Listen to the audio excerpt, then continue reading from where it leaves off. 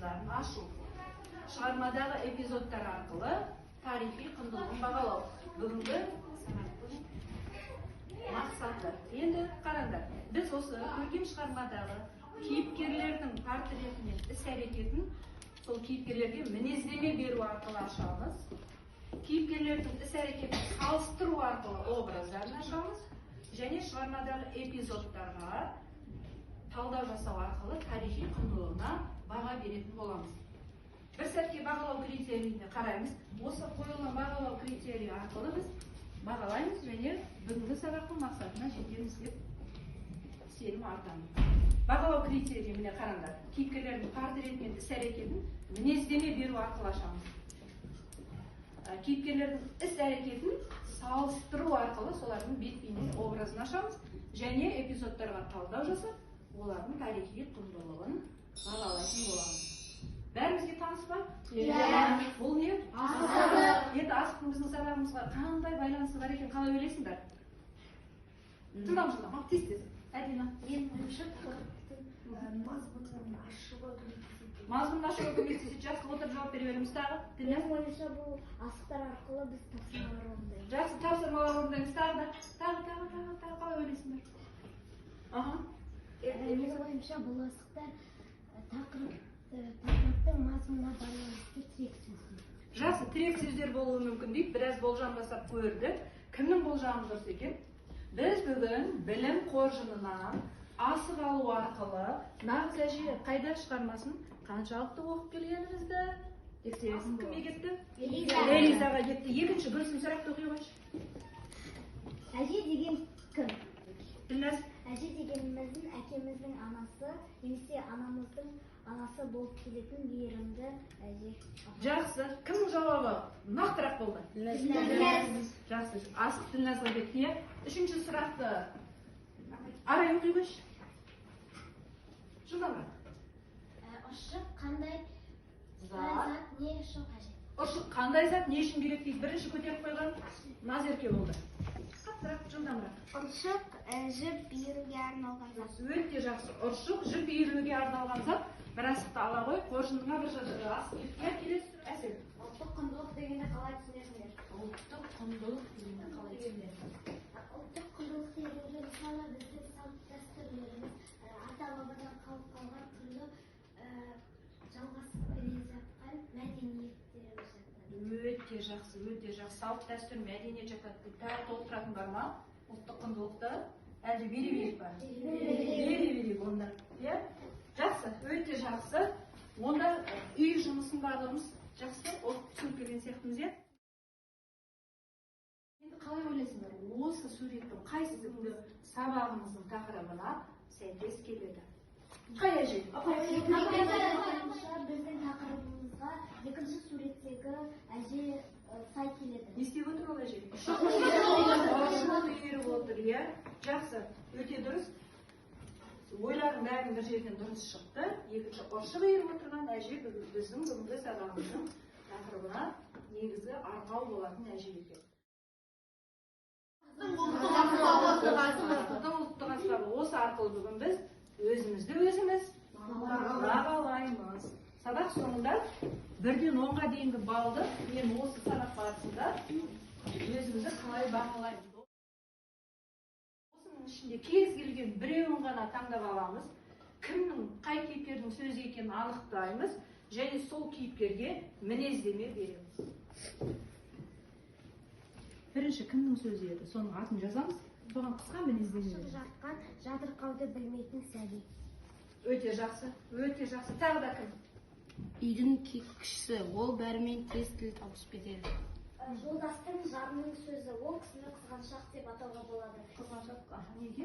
Себебі Азаттың қыздары сол бабушкаға жабысады да, содан ол кісі қызғанып қалады. Жақсы, өте жақсы, өте жақсы. Әжеңді көргеніңді айтсаңшы, жақсы емес пе? Жақсы әже емес пе? Мода мен эстрада туралы айтқанын естідің бе өзі?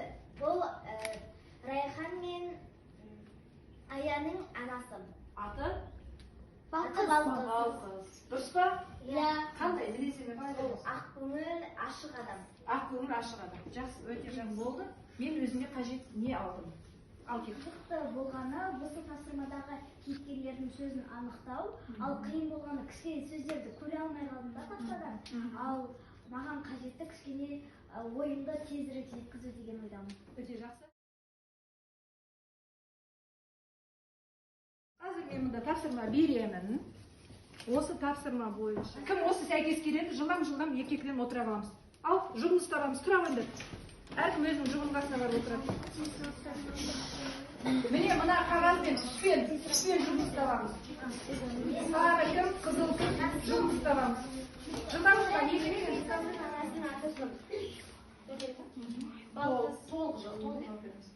Ая мен Райханның анасының аты Балқыз. Азаттың қыздарының аттары кім? Ая мен Райхан. Азаттың қыздарының аты Ая мен Райхан. Ая мен Райхан. Жақсы отырамын. Ал келесі шық. Шыққан жылдам келе. Қыздарға бала бақшада қандай ертегілер тыңдайды? Айболит, ертістік, Айболит, қызыл тербек және кірбіжалық бала. Қиналса жұбы көмектеседі. Жолдастың анасы өзін қалай ұстады? Жолдастың анасы қонақтардың көзінше өзін еркін, ашық және де сергек ұстады. Өте жақсы. Отыр келесі шық. Азат ол мейірімді, ақылды, қыздарына қазақи ертек айтады, қазақтың салт дәстүрін үйреткісі келеді. Жақсы. Әңгіме туралы не кітап ұнады, себебі ол мені қолдап және де маған әрқашан көмектесіп Саған көмектесіп отырды. Сонда тек жұбымызға жақсы жүректен шыққан сөз жүрекке бар. маған өте қызық, себебі мен басқаша істейтін шығармыз деген, мен осылай істейміз деп Демек дұрыс жол көрсетті, көмектесті. Өте жақсы. Сендердің жұптарың не дейсіңдер? Қандай бір-біріңе жылы сөз айтасыңдар? Жылдам. Ал Диляра айта қойшы. Маған Гүлсімнің айтқан сөздер ұнады, өйткені ол нағыз әже қандай болатынын айтты. Гүлсімнің айтқанынан өте жақсы. Тағы да кім айтады? Жүректен былай жылы сөзді кім тағы кімге сыйлайсыңдар? Назерке. Менің ойымша Ділназның айтқаны өте күшті болды, ол өте әсерлі қылды. Өте әсерлі қылды. Шын жүректен айтып жатқан сөз, екінші жүрекке жетіп, демек егер қате кетіп қалса, осылай бір-бірімізге қолдау көрсетуіміз қажет екен. Енді осы екінші арай айта қойшы. Маған Елизаның қатты ұнады, себебі ол бізге нақты айтты. Нақты, өте жақсы келді. Екінші жұптық жұмыс бойынша бізде жаңа айттық, нағыз әжені іздеп жүр екен, Ая мен Райхан деген кейіпкер бар екен, Азат бар екен дедік. Азаттың әжесі қандай еді? Азаттың әжесі қандай адам еді, Мақсат? Ол кимешек киіп, үстіне ұзын көйлекпен мәс киіп, далада ұшық иіріп отырды. Далада ұшық иіріп отырады. Жақсы тағы кім толықтырады? Ол өте мейірімді, аяғына мәсі, ұзын көйлек, кимешек киген, ұшық иіріп отыратын үлкен қария. Үлкен қария кісі екен. Қайталамай тағы толықтыра аламыз ба? Қайталамай толықтыра аламыз ба? Ертең оқып беретін ақылды және ешқашан ашпайтын. Ешқашан ашпайтын дейді. Ол қазақтың салт дәстүрін сақтап отыратын әже. Ол Азатқа күнде ертек айтып беретін. Нағыз әже сондай болды. Сондай болған, иә? Сол қиялындағы өзінің әжесі қалды.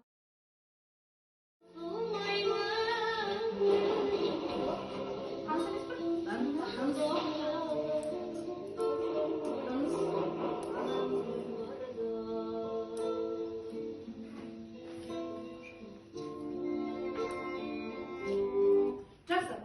Қандай музыка болды? Кім біледі?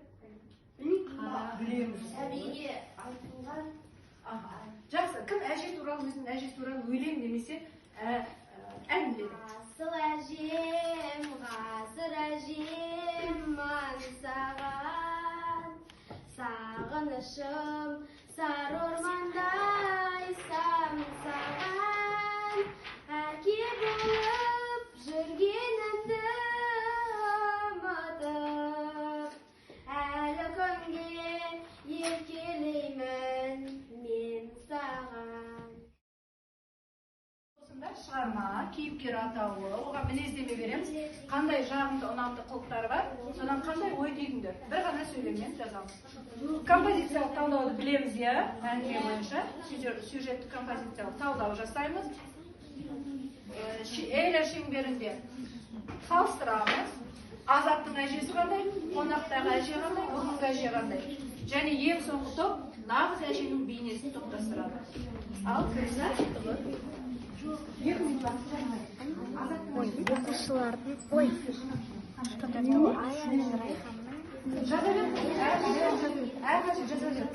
Мен азаттан жазайлар. Мына жерге сендердің әжелерің қандай? Мына жерге.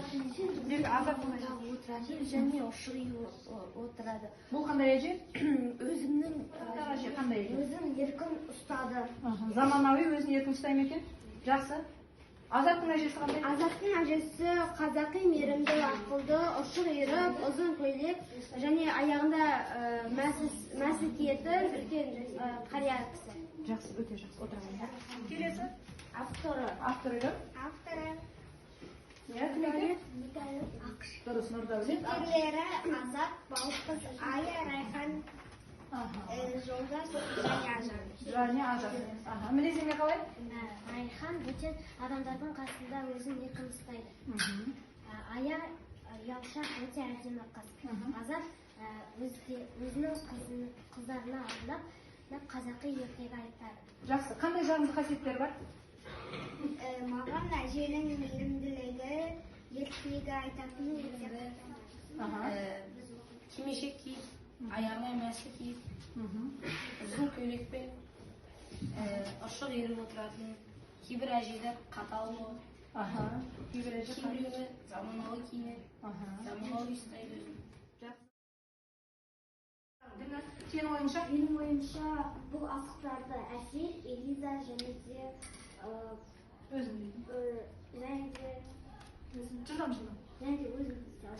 Лайықтымын дейді. менің ойымша Элиза, Әсел және Динар. Тағы кімнің ойы бар? Ренжіп қалып жүрмеңдер, Гүлсім. Әсел, Динар, өзіме ойлаймын. Өзім деп ойлаймын. Жақсы, Мансұр. Әсел, Дінназ, Мақсат. Элиза, Әсел, Динар. Элиза, Әсел, Дінназ. Айым? Элиза, Әсел, Динар. Жақсы. Ең көп дауыс жинаған белсенділік танытып, бүгін сабақтардың барысында талдауларын өте жақсы жүргізген, жасаған, өздерің баға беріп не алды? Ал қарайық та осыған қарап. Сабақты өте жақсы түсіндім, қызықты болды. Сабақты жақсы түсіндім. Тақырып бойынша әлі іздену керек. Енді бүгінгі сабақта біз ана үйде әженің сандығы бар ма? Үйде әже бар. Әже көп екен. Әжелердің үйлерінде сандықтары бар ма? Не бар? Кітап та бар екен, иә? Әженің өзінің ертегісі бізге білім, иә? Сол ертегі арқылы бізге білім беріп жатыр. Жақсы, ал. Кері байлап жасайын. Жоқ, өз ойымен. Осы қайсысы? Біріншісі сабақ өте маған өте қызықты болды. Себебі мен бұл сабақ арқылы бәрін түсіндім деп ойлаймын. Жақсы. Динас? Мен осы бүгінгі сабақты өте жақсы түсіндім. Себебі осы сабақта біз кейіпкерлердің мінездемесін бере алдық және де тағы да басқа мәліметтер біле алдым. Жақсы. Бүгін біз сабағымыздың мақсатына жеттік деп ойлайсыздар ма? Кейіпкерлердің іс-әрекетін аша алдық па? Қалай аштық? Оларға мінездеме беріп, іс-әрекетіне талдау жасадық.